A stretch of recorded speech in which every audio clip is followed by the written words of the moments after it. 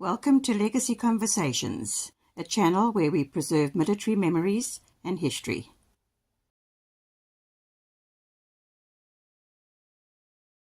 I want to bring your attention to two books written by myself, and one of them is called When Does It End? And then a follow-up book called Where Does It End? It might actually have a third book. I haven't written it yet, but it's in my head. I might do so or not.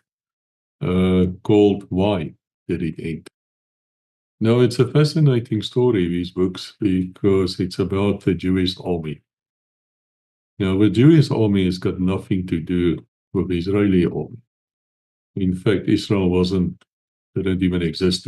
We were talking here about 1942, 1943. And basically what happened was there was something called the Jewish army, which went into occupied France and other parts of Europe, and they started rescuing Jews.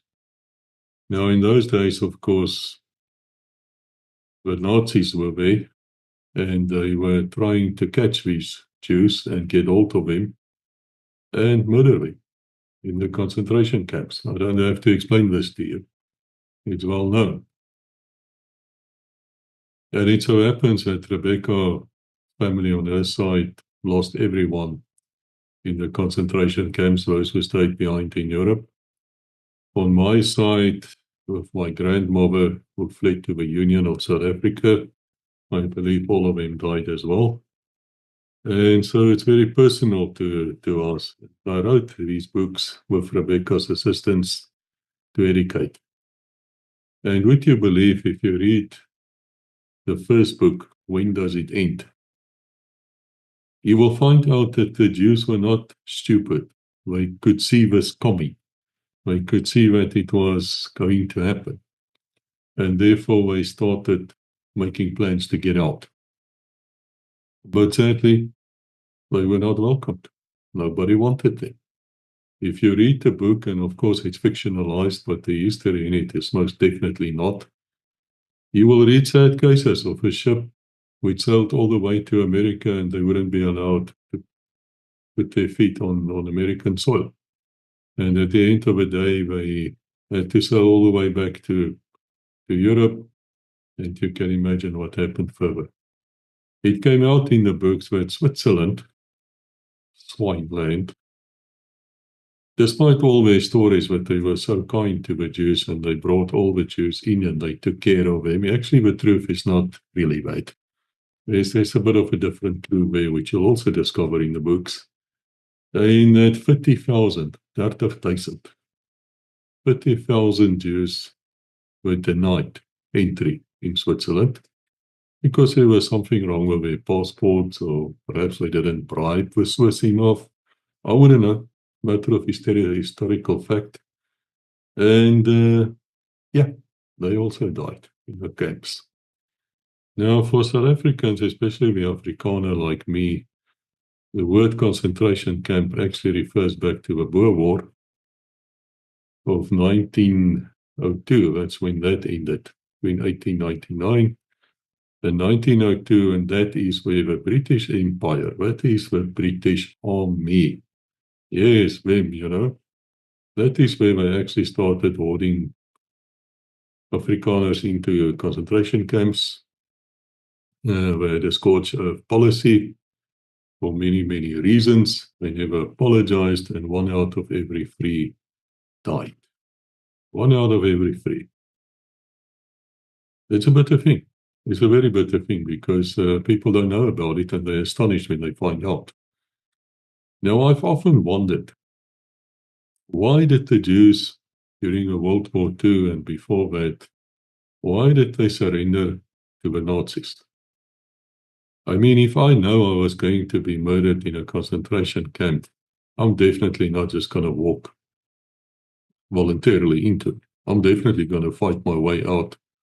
Or I'm going to die in the process, but I will die like a man. And I understand from my Israeli friends that these type of questions are asked, were asked anyway in the Jewish community as well. On why did that happen? Now, the books do look into that. And we do look into the law, the legal system, because I'm a legal man. I understand law.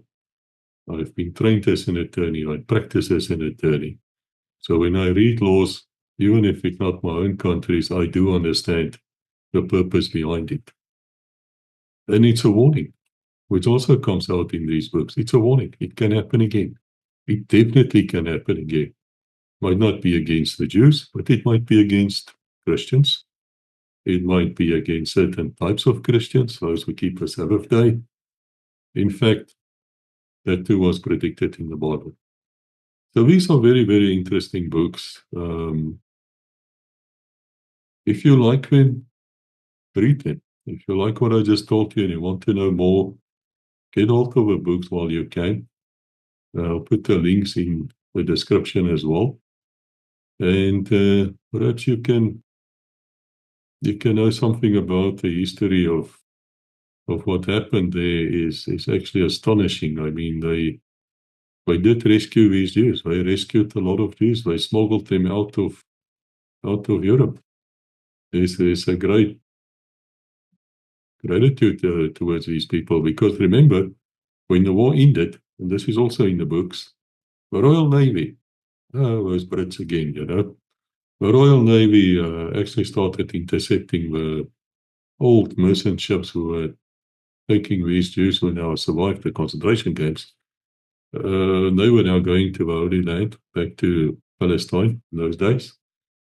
And so the Royal Navy started intercepting these ships, and they put them, people they could caught or they catched, they would put them back in a concentration camp, I think in Cyprus or one of those islands, which they were still controlling at that stage.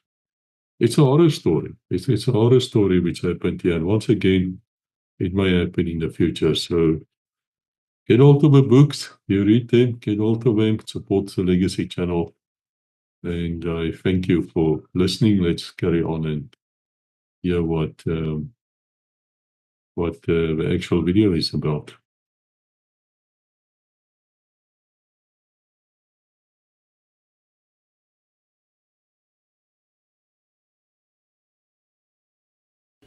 Thank you for watching.